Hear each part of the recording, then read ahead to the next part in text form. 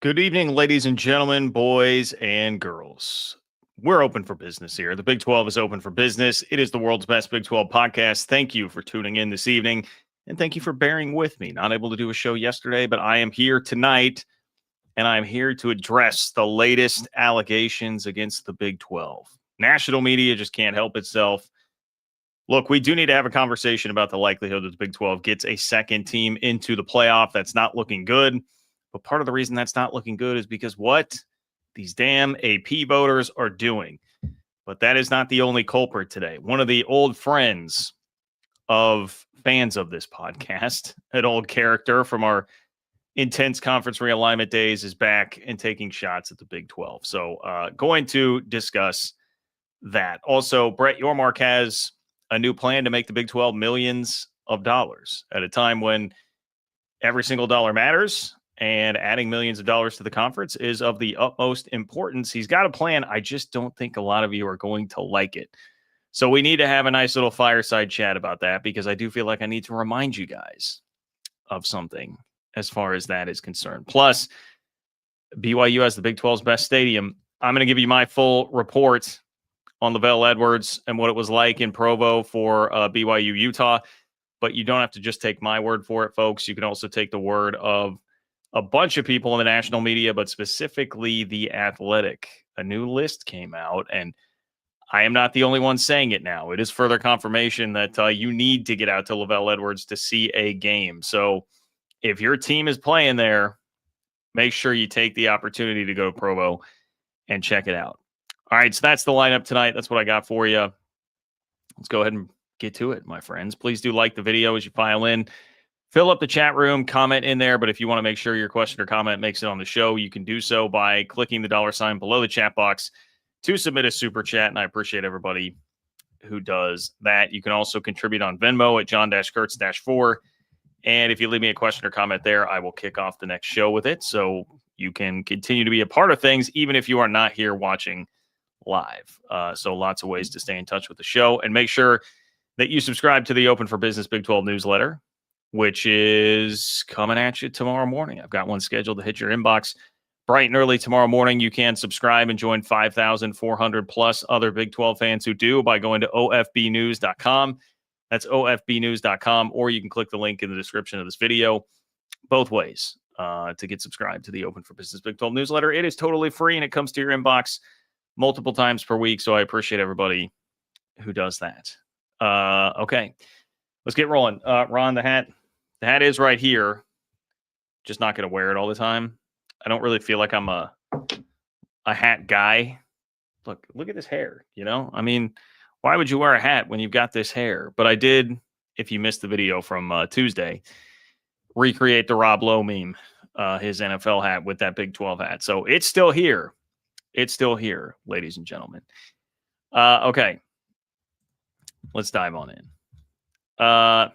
Unfortunately, the national media is back on its BS, back coming after the Big 12 yet again. And of course, it's not all totally fair, but it also probably means this is not going to be a two-bid league when it comes to the college football playoff. Like it or not, fair or not, I do think that's a reality that you're going to have to face as a Big 12 fan right now. A lot can happen between now and then. I do understand that, but Texas Tech's loss was a tough one. And somebody did say to me this week, like, hey, not enough people are talking about this, like what the Texas Tech loss last week means in the grand scheme of things for the Big 12. And I thought, actually that's fair. And I didn't make it to covering that and all the commotion of this weekend and being in Provo for the Holy War. So here we are. But I want to start with something that is related, but a little bit outside of that. And it's, to me, the most frustrating of the Big 12 hate this week. And it comes from our old friend, Stuart Mandel, who has always been, I will say, has come on this channel before. You go search through the archives, you can find it, and has always been a good dude to me. Okay. But I definitely have had my beefs with some of his coverage of the league. Most notably, it always seems to surround TV ratings. And this is one of those things, like I understand that it matters from a financial standpoint, but we have this wild, ridiculous obsession with TV ratings these days in the college football sphere. literally just this week, the viral, I would say like the viral tweet of the week nationally in college football was a guy who said, it's all fun and games, when it looks like we're going to get USF and Georgia Tech in a first round playoff game. Like, that all sounds great. Parity all sounds great. Upsets all sound great until everybody has to watch South Florida play Georgia Tech in a first round playoff game. And then it's not so fun anymore. Nobody will tune in. The TV numbers will back me up. And like, what is that, man? I mean, that is a horrific take. Who cares if the casuals aren't going to watch? Okay, yeah, the casuals wouldn't tune into that game. Whereas if it were Ohio State against Oregon, yeah, they would probably tune in a little bit more if it's Ohio State, Oregon in the Rose Bowl. You're not going to do as big of a TV number, but who the hell cares?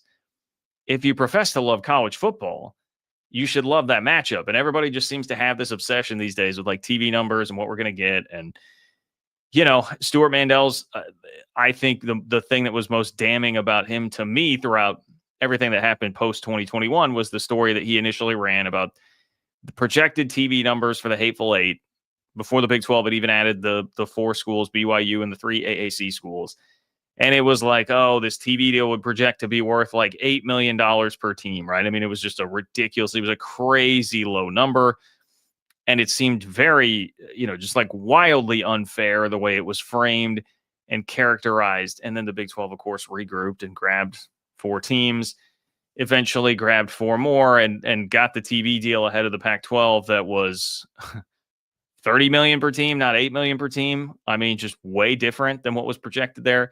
So I've long been frustrated with the coverage about the Big 12 as it relates to TV ratings, because it always seems like that's how we seem to determine a team's worth. Okay, whether it's what I'm about to tell you about a 2-loss team trying to make the playoff later on, or just general health of a conference. If your TV numbers aren't great, then you clearly can't be a good conference. Well, this is where we'll start with Stuart Mandel. This is tweet number 1. Okay. So tweet number 1, want to geek out on TV ratings data. Through college football week 8, there have been 27 games that got 5 million plus viewers. You can see the distribution by network there. ABC has 19 of those games. CBS 3, Fox 2, ESPN 2, NBC 1. And then the distribution by conference, and this is where you already know that this is headed in a negative direction for the Big 12. You only have one Big 12 game that got 5 million plus viewers. Now, the good news there is that it was TCU absolutely destroying North Carolina. The ACC has 7, and I would imagine all of those are Florida State, Clemson, Miami. 2 of the 3 are not going to be nationally relevant teams this year. But I digress. You can see Big 10 got 12. The SEC got 32. But there's one thing to keep in mind here. Okay? Look at the network. It's ABC. Like, basically what you're learning here is the only network that's getting any traction is ABC. So if you're on ABC, you're going to do a big number. If not, you're not. It's as simple as that. And outside of that, well, and connect to that, who is the big partner? ESPN's big partner. Yes, they do have a deal with the Big 12 too. They're part of the Big 12 deal, but they're really in bed with the SEC. So of course the SEC is going to dominate that if ABC is the place where you do the biggest number. All right. Now let's look at tweet number 2 from Stuart Mandel. He follows up on this with another take on the Big 12 to, and not just the Big 12, but to follow up on just everything that's happening here. Sorry, one second. I'm getting this pulled up. Taking applications for a producer, by the way, if you'd like to do this behind the scenes. Stuart Mandel says the SEC has separated itself from the Big 10 in viewership. On the other end, Big 12 viewership has fallen off a cliff.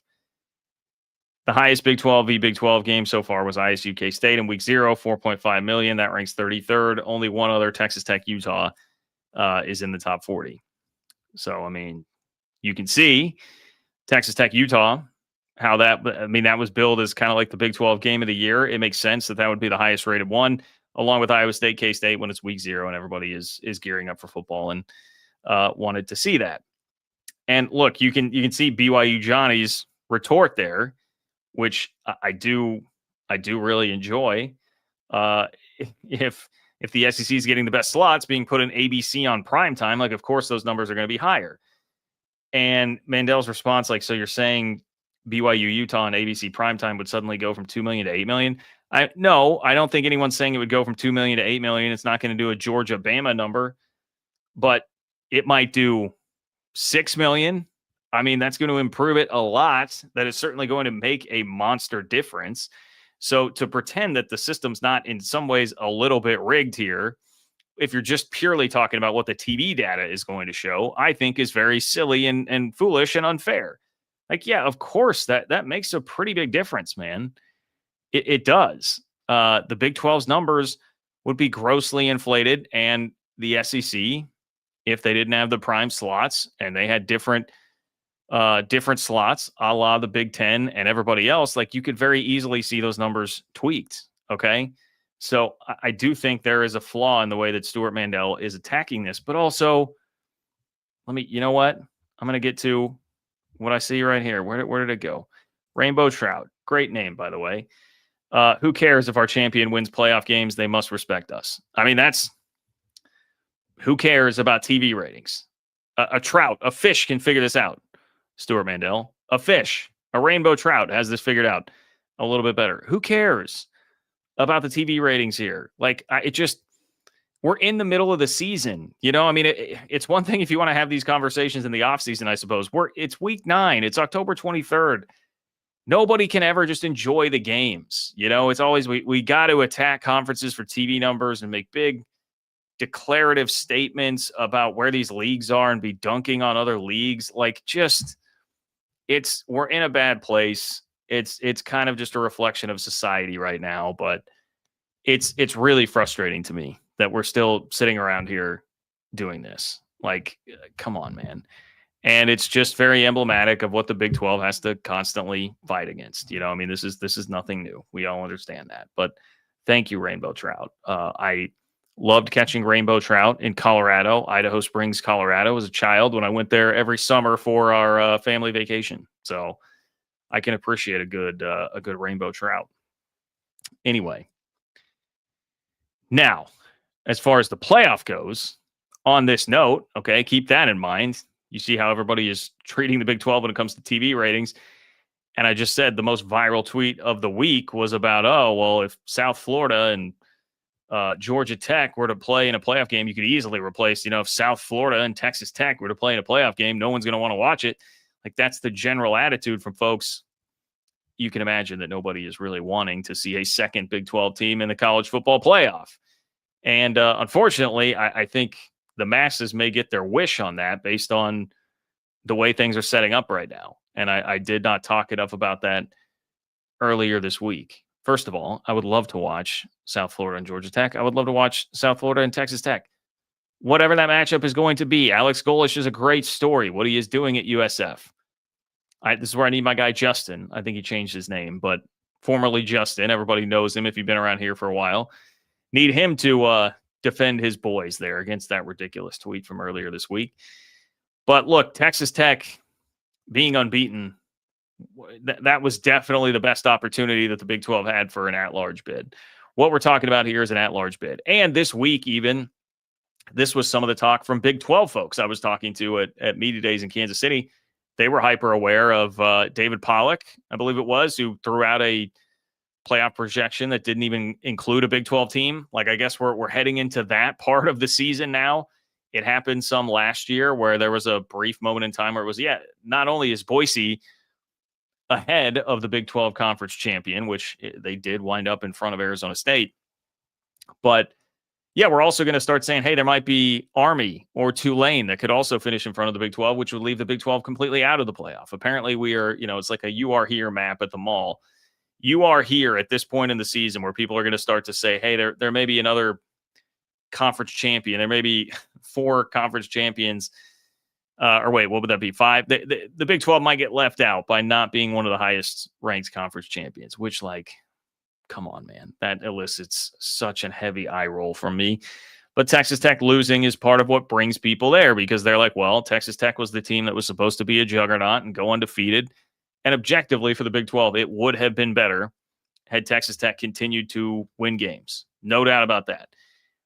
We don't know how exactly the College Football Playoff Selection Committee is going to act, but if they act anyway, like the AP poll, which they typically do, we've got a good clue as to what's going to happen to Big 12 teams as they lose, if they lose the rest of the year. Texas Tech went from 7-14 for a 4-point loss on the road to the defending Big 12 champions while they played with their backup quarterback. Okay. That is not the same treatment that Alabama would get. That is not the same treatment that Oregon would get. That is not the same treatment that Ohio State would get. But yet, it's what happens to Texas Tech. There is not a very healthy amount of respect for the Big 12, and so that happens. So anytime there's a loss, you just plummet. Texas Tech is below 2-loss Notre Dame. BYU, who is unbeaten in the Big 12, is just barely ahead. They are 1 spot ahead of 2-loss Notre Dame. So that tells you about the fight that the Big 12 is going to be up against when it comes to playoff at-large bids here. That is extremely unfortunate. What you wanted to happen was Texas Tech. If Texas Tech's unbeaten, your dream scenario to get multiple teams in. I don't know if this is like your dream scenario overall, because some of it would depend on seeding. If you're wanting to see like Texas Tech or whoever like win playoff games, which is the ultimate goal, right? Like part of the reason that you want multiple teams in is to have a better chance, like more opportunities to win playoff games. So if the argument is you want to win playoff games, maybe the best thing is just get the most advantageous draw, best seed. But if you're looking just to get multiple teams in, Texas Tech winning out, being unbeaten, and having a redo basically of the 2022 Big 12 championship game where unbeaten TCU loses a nail-biter, goal line stand, game-winning field goal, overtime, total nail-biter to somebody else. That was your best case to get 2 teams in, because then if Tech is 12-1 at that point, and they're sitting there, but you can't at that point, that you may not be able to drop them out of the top 12. It starts to get really tough if you're the committee dropping them out of the top 12. Now everybody's got a loss, and I guess you can say, hey, well, BYU is still unbeaten. They definitely are, but the problem that BYU has versus Texas Tech, if you're going to play out that scenario with the Cougars, is that, one, we saw how BYU was treated last year. Like, we already got the evidence of how that brand would be treated by everybody nationally last season. Answer, not well. Like, here's a hint. It's not well. BYU had an objectively better resume than Miami. They had a better win than Miami, and it was against a team in Miami's own conference that made the playoff in SMU, and it was on the road. And it didn't matter. It didn't matter. BYU was not considered, and Miami was one of the last teams out where they were very heavily considered for that playoff spot.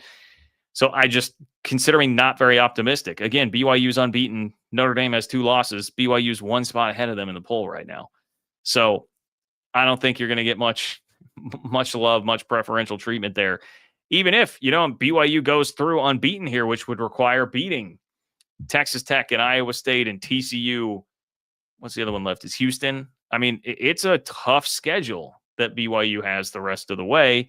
And if they did that, made it all the way there, and then lost to whoever it would be, Arizona State, perhaps Texas Tech, in the Big 12 championship game in a very close game in overtime, I still don't have a whole lot of faith that would work out the way that you want it to. And the reality is, I mean, look, all respect in the world to what BYU is doing right now. I mean, 1,000%. That team is legitimately good. Every time you count them out, they find a way to win. I total transparency, had predicted them to lose to Utah. I thought they would lose a close game. And not only did they win, I mean, that was really more like a 10 to 17 point win. You had kind of a throwaway touchdown by Utah at the end of the game.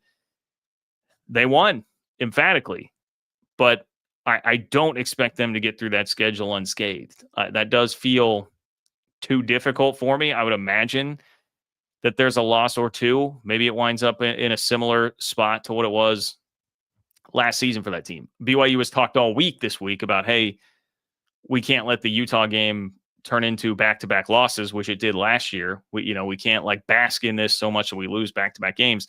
But this week is tough. I mean, situationally, everything favors Iowa State. Iowa State's rested coming off of a bye. BYU has to come down from a monster win that they just had last week. And the game is in Ames, which is obviously a very, very tough atmosphere. Situationally, everything would point toward like, hey, Iowa State's the pick. And that's why, Iowa State's a 2.5 point favorite. So BYU's literally an underdog this week. Makes it feel like it's going to be a tough road to climb to get multiple teams into the playoff this year. Brett Yormark talked at Media Days in Kansas City this week about, still pushing for that, still believing in that. He thinks the league should get multiple teams in. Brett Yormark needs to be saying that. Brett Yormark also did kind of slip up, and in the response, if you watch the video on Tuesday, his response to my question about the reported plan that's out there from the Big Ten, which would give everybody equal bids, Big Ten, SEC, ACC, Big 12 at 3 or 4. When I asked him about that, he did say, like, yeah, I'm on board for that. But then in his response, he was like, look, I just want the right teams to be there, yada, yada, yada. And like last year, he said last year, that's what we got. And I would have said, hey, Brett, I don't know that that's true, my friend. BYU, I think, should have absolutely been in the conversation to be in the playoff. I wouldn't pound the table and say it's a total travesty if they didn't make it, but the fact that they weren't even considered, I might have tweaked that answer a bit to be like, hey, let's pound the table a little bit more for the Big 12 right now.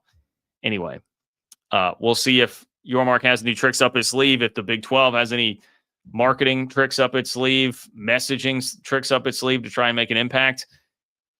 They do a good job with some of that stuff, like the tweet that we saw at Brent Venables. I got to learn a little bit of the backstory behind that this week, which was great. And the Big 12 has a real keen knack for doing some things like that. So I don't know. Maybe something like that can make a little bit of a difference. Maybe public perception will change. Maybe it's just going to be such a crazy year, right? I mean, this has already been, I think, the wildest college football year since 2007. Maybe it will just be such a crazy year that something happens that we can't foresee, and this will all work out. Maybe BYU does rip it off undefeated and has a chance to pull this off. But right now, I do think the scenario is it's pretty tough. All right, please like the video, subscribe to the channel, subscribe to the Open for Business Big 12 newsletter at ofbnews.com. That is ofbnews.com. And you can submit a super chat by clicking the $ below the chat box. Appreciate everybody who does that. And on Venmo, John-Kurtz-4 to submit a question or comment there if you're not watching live. What's up, J-Rod? J-Rod says, would a BCS-style poll that blends human and computer polls be better than the committee? It maybe. It's hard for me to say without knowing specifically what all goes into the mix there. I feel like there's a Twitter account that pumps out like the BCS rankings every week. I'm not remembering it on the fly, so I'm not going to try and look it up. But I feel like I have seen one or two of those this year, and I don't think that looked, like a ton better for the Big 12 necessarily. I would just prefer the BCS in general for the national championship, and I know like a lot of people here would say, well, then it would be virtually impossible for a Big 12 team to ever win it. I would tell you it feels virtually impossible for a Big 12 team to ever win it now anyway as it is, and that would at least preserve the importance of the regular season. I think it would just be better for the general health of the sport, even if computers are obviously imperfect, right? I mean, last year's the perfect example, like Ohio State. Well, I guess you could say perfect example or not. Ohio State would not have won the national championship. Oregon would have been in the BCS title game, and they got smacked by Ohio State, but that's a part of it. In previous iterations of college football, like we didn't really care. We said like, hey, the regular season matters so much. Ohio State, if you screw up and lose games the way that you did, it doesn't matter. Tough luck. You don't get to win the national championship. So to me, that's just like fundamental difference of the sport. Anyway, would it be better than the committee like for the Big 12? Maybe. I think some of it I would put a TBD on because I want to see how differently the committee reacts this year to the public pressure that's been put on them by Greg Sankey and the SEC. The SEC threw this major fit about not getting over-the-top preferential treatment last year, and now they're putting all this pressure with the implication being, if you guys don't acquiesce to us enough here, we'll just leave and do our own thing. Big Ten and SEC will have their own postseason. We don't need the rest of you schlubs. I think that's what I need to see how that's going to go. Or if the committee stands its ground and would do the same thing and put just 3 SEC teams in again, maybe I would say we'll stick with this instead of a BCS style poll. So I think it's a tough question to answer, but it's a good question. It is definitely a good question. Okay. Brett Yormark has a plan to make millions of dollars for the Big 12. Here's the unfortunate thing. Many of you are not going to like it. This was another thing talked about at Big 12 Media Days this week in Kansas City. And look, I know many of you are not going to like it. This is one of the topics that I feel like I see the most consensus negative feedback on, that people don't like. And I do understand. I understand why people don't like it. I don't like a lot of this stuff on principle, but this is where I feel like we need to have maybe like a semi-annual fireside chat here that I think people forget, or at least just don't want to think about. Okay. So, friendly reminder, PSA, the Big 12 is in a position where it just simply cannot do things the same way that the SEC and Big 10 do. And maybe to a lesser extent, the ACC. We saw the TV numbers earlier. The ACC still had 7 games of 5 million plus viewers, while the Big 12 had 1. The ACC still does have enough power in the 3 big brands at the top that maybe they somewhat fall into that for right now. But if you're the Big 12, you are not going to make up ground against the ACC and the Big 10 by just doing things the traditional way. And when we first started talking about this, I can remember when I first started talking about this around like 2021, it was much more in the vein of, well, maybe you have to get in bed with a gambling sponsor, you know? And I guess we have seen something like sort of in that vein for the Big 12 where they've jumped in bed with Barstool now. To me, not my favorite thing in the world, but I completely understand why you do it, because you can't do things traditionally. You're going to have to branch out. And if you can link up with, whether you like it or not, culturally, one of the most relevant outlets and entities that there is in the sports world, you got to do it. You know, I mean, there's been a lot written, a lot said about Dave Portnoy being in Utah last week and how much love he was given BYU and the BYU-Utah rivalry and all of that. You got to do things a little bit different of a way. Another thing that we have talked about is what Yormark has long desired for basketball, decoupling the TV rights for basketball and selling them separately and seeing if you could make more money for that. Financially, you've got to get creative or you'll never make any real headway. Well, there's another one of these now, and this is one that I know people don't really like. I'm when K-State decided to play in Ireland, I made this argument at the time. I was like, look, I'm not crazy about moving home games. And the way it worked out, I think it was terrible for K-State to move that home game. But everybody's trying to make a little money and get more exposure. The highest, what was the highest game on that TV list for the Big 12 outside of TCU, North Carolina? It was K-State, Iowa State, and Ireland, 4.5 million viewers. To get that many viewers, that many eyeballs on a Big 12 game, you've got to do things like that. Brett Yormark talked about trying to monetize the Big 12's international TV rights at Big 12 Media Days this week. So here's a quote.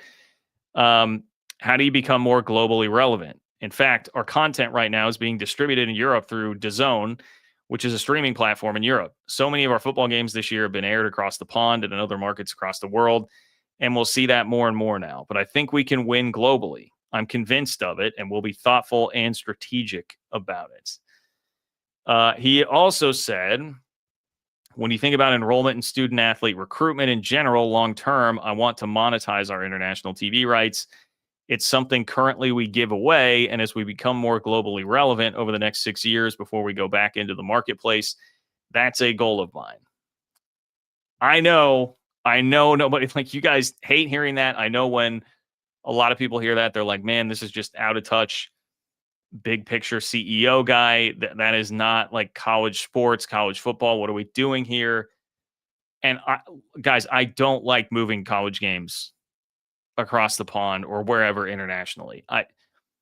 It's cool in a way to think of, all right, well, Arizona State and KU get to go to London and play a game next year, but yeah, I would much rather have the game on campus, you know. And this is a trend not just in the Big 12, by the way. Other teams are going overseas. Other teams have kicked around many ideas of playing overseas, and we have tons of games being moved off campus just to like neutral site, sterile, big atmospheres like Georgia Tech going to the home of the Atlanta Falcons instead of being played on campus. Like, it's happening all over college football. It's generally all for, whether it's money or exposure, whatever.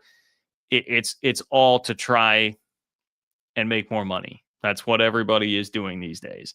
And I don't like it. That's not a great thing. The sport should be played on campus. I completely understand. But I revert myself and everybody here back to the fireside chat that we were having a minute ago. You got to do things differently if you're the Big 12. You can't just try to do it as traditionally as everybody else, because you will not gain any traction or any headway that way. You got to take some swings. And these are definitely taking swings. And I know it's not everybody's favorite swing to go internationally. And hearing that from Brett Yormark certainly makes you think there will be more games, more events that happen internationally. I mean, I can definitely tell you, like, that is coming. You will have an Ireland game with TCU North Carolina next year. You're going to have KU Arizona State in London. I think eventually you're going to see like baseball and perhaps soccer games in Mexico. Like, I think the Big 12 will keep pushing stuff like that. And it may make you recoil, but it is a way to try and find some more money. And I will just say the NFL, again, say what you will about that. I'm a Chiefs fan. Them playing in Brazil to start the year, I was kind of like, why are we doing this? Now the Chiefs lost that game, so that doesn't help. But like, what is happening here? But the NFL is, when it comes to making money, there's nobody better on planet Earth, I feel like, at making money than the NFL. They've done a lot of this. So it does seem like there's at least something there. And one other thing I would throw in, if you are going to be asking your university to subsidize you, which many Big 12 schools probably will be doing eventually if they haven't already, subsidizing, like getting money to pay for the rev share number every single year, then maybe it helps to throw the university a little bit of a bone and trying to recruit international students. We can certainly debate how much of an impact that actually makes, but it's at least a little something to be like, hey, we're trying to help you out internationally. If you can add some more international students here, we can go make an impact by playing in that market, whatever it is. I do think that's at least one other little advantage of this. The college sports world is changing. It's getting away from what makes it great. Trying to be the NFL is not a good thing in general. I get all of these things, guys. I mean, it's very much the same as how I feel about the Big 12 being, Brett Yormark now being in favor of a playoff plan that would give 3 or 4 auto bids to the Big 12, SEC, ACC, and Big 10 all equally. I'm like, hey, the auto bids seem crazy. Expanding the playoff is crazy. We should be getting smaller, not bigger. But I also know what's good for business for the Big 12, and what's good for business and the inevitability of it is it's going to expand. So you might as well take as many auto bids as you can. So I am just trying to not make you love this, but show you the reasoning behind it and the realities behind everything that's happening, I think is really the goal here. Okay. Let's check in real quick with Starter 179. Congrats to Leipold. Leitold. Okay. For getting the tortilla tradition permabanned. Go Ema. The whiner won and got his wish. Yeah, I decided to not talk more tortillas this week, but Texas Tech did decide to do away with the tortilla tradition. Now, I will say 2 Texas Tech media members that I respect a whole lot in Don Williams and Ryan Hyatt seem to represent a pretty strong faction of Texas Tech folks that were kind of more than okay with the tortilla tradition going away. So I got a bit of a different perspective on that than just like the real vocal people that I was seeing on Twitter that obviously were very upset with this. I have said all along, like, I would certainly prefer to keep any tradition that you have, again, less sterile college football environments. And if you could just throw the tortillas in the stands and everybody could be trusted to do that, then we could do this. But, there's an urge people to throw them on the field, whatever. I wish that wouldn't have happened, but I also was glad to gain the perspective of some who were like, this doesn't really need to be a thing anyway. And I would certainly hope that this sort of just dies down after a little while. Like, I don't think the world ended, I'll put it that way. Tortilla throwing was a unique tradition, but I've literally been hit by one on the sideline at Texas Tech before when I was back in my video days. It's happened, experienced it. The world didn't end then, and I don't think the world is going to end now that the tortillas are not there. I'll just put it that way. I think everybody should just calm down a little bit, and hopefully getting back into the season and the games will do that. But we shall see. We shall see. All right, I've got one more topic with you, and then I got to bounce a little bit early tonight, guys. But this is a cool one. Okay, like the video, subscribe to the channel, subscribe to the Open for Business Big 12 newsletter at ofbnews.com, and John-Kurtz-4 on Venmo if you want to drop me a line there. BYU's atmosphere at LaVell Edwards Stadium is hands down the best in the Big 12. And you don't just need to take my word for it. The national media has noticed now too. And so I've got national media backing for me on this right now. I obviously was in Provo for the Holy War over the weekend, and I haven't fully downloaded all my thoughts on that experience with you guys. My second trip to Provo for a game, and I feel very spoiled here in that I've gotten to see two great atmospheres because it was the K-State game that BYU won 38-9 last year. And then obviously a 24-21 win over Utah this year. Now, some context from my opinion before I give you the opinion of the Athletics' entire staff and then others in the national media who weighed in this week. But I covered K-State full-time for 10 years. And so I went to every single road football game. I've been on the sideline at every one of those stadiums because much of that time I was shooting video for our station website. When I was doing that, I would do pregame radio and then shoot video on the sideline. So I have gotten, I feel like, a really good taste of not only the Big 12 stadiums that are in the league now, but I've been to Oklahoma and Texas multiple times. So I know what a good college football atmosphere looks like and feels like. And I think what I have seen and experienced at LaVell Edwards ranks right up there at the top of the best of what I've experienced. And even if you wanted to push back and say, well, you were covering K-State, were those always the best atmospheres? I mean, night game in 2012, K-State, Oklahoma, a couple of ranked teams, a game that K-State won, but a close one that went down to the wire. That's going to elicit a pretty good atmosphere out of the folks in Norman. Oklahoma State. I saw K-State, Oklahoma State in 2011. That had Kirk Herbstreit and Brent Musburger in the house on the call. That was one of the absolute biggest games of the week. Went right down to the final drive. Incredible atmosphere. K-State at West Virginia in 2012. Massive matchup with a couple ranked teams right when K-State was on the come up. Geno Smith was a huge thing.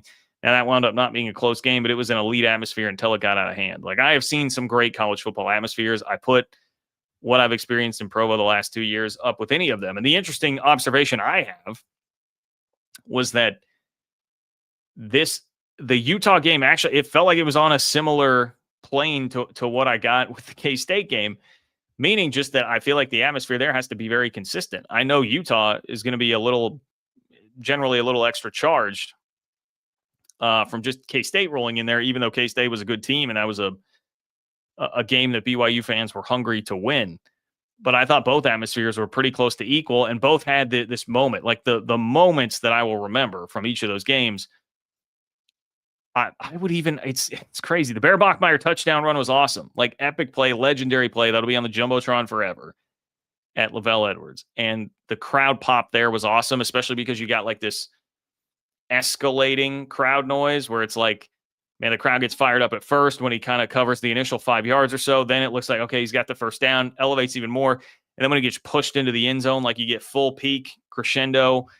It was awesome.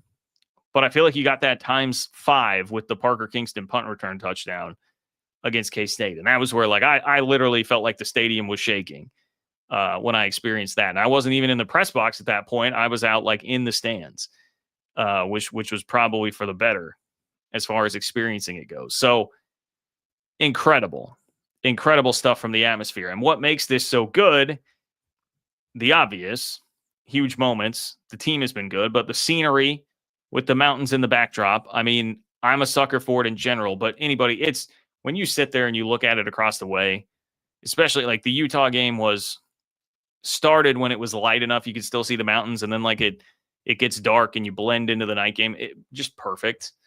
And when you're seeing the mountains, it's hard not to have it just take your breath away. But the in-game atmosphere is as good as anything. And that's one thing I want to emphasize here about what BYU does really well. the energy, they just keep the energy up so well throughout the game. It's everybody who's in charge of in-game atmosphere, and it's having the resources to make it really good, because that stuff is not cheap. And Cosmo being on top of the Jumbotron with the fire dancers in the middle of the third quarter, and then like the BYU sideline, like the team participating in all that, that is so unique and so damn cool. You're not going to see that anywhere else. You got the drone show, the music, like the students shifting back and forth to power. It's a lot like what Texas A&M does, except instead of lame old Aggie war hymn, it's power, right? Sick song to be doing that with.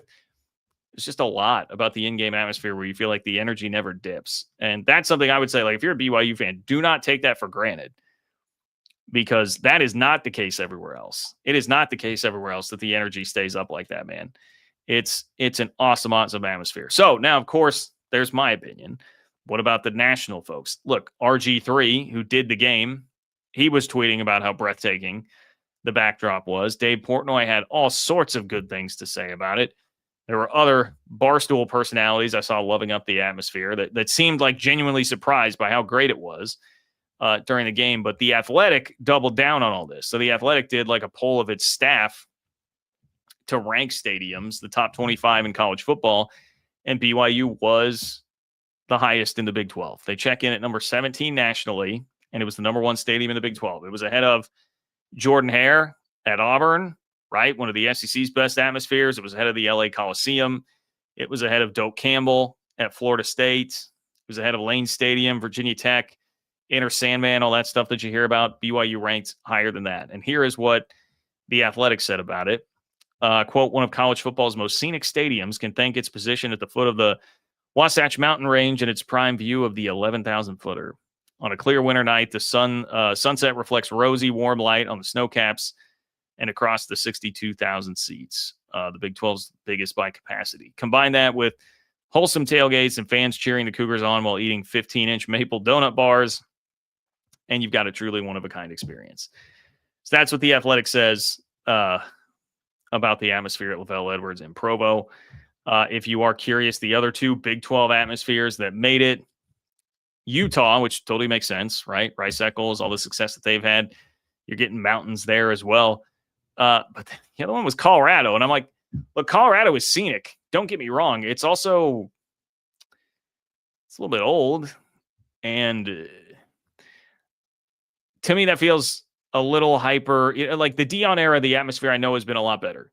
And I know K-State folks that covered the game last year there that also covered the BYU K-State game, and they said like both atmospheres were great. And so I'm not trying to take anything away from Colorado, but that did mildly surprise me, because before that it was totally dead. Now I know the team wasn't very good, but I thought, hey, like Oklahoma State has been consistently very good, and one of the best atmospheres that I experienced consistently when I was traveling on the road was Oklahoma State. I would probably flip-flop that and get them in there and not have Colorado there. But I digress. I'm not going to cry too hard over scenic mountain backdrop being included in there, because I would love to experience that any day of the week. Anyway, much love, much respect to BYU and LaVell Edwards. That is not, I know some out there will just accuse me and whoever else says it of just sucking up more or less to BYU and BYU fans with that.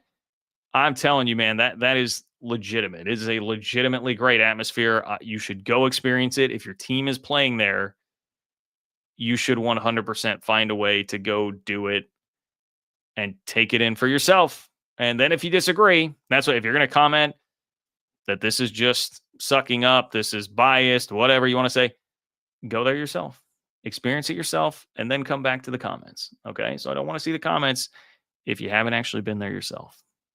Anyway. All right.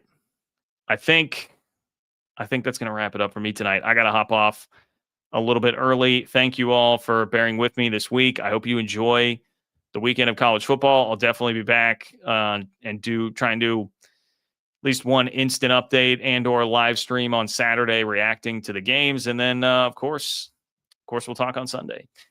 So, guys, I appreciate it. Like the video, subscribe to Open for Business, ofbnews.com, the Open for Business Big 12 newsletter, and subscribe to Open for Business the YouTube channel here. Best Big 12 podcast on planet Earth. Thank you guys for being here.